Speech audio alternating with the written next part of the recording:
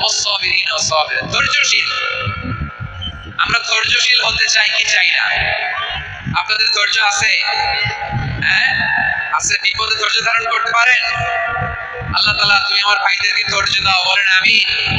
ধৈর্য ধারণ করার শক্তি দাও গো মেহেরবান, আমায় দাও গো মেহেরবান, পড়েন আমিন। নবীরা পড়েন আমিন।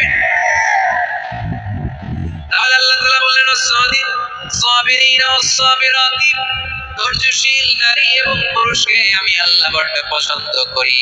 ওয়াসতাঈনু বিস-সাবরি ওয়াস-সালাহ ওয়া ইন্নাহা লাকাবীরাতুন ইল্লা আলাল খাশিঈন।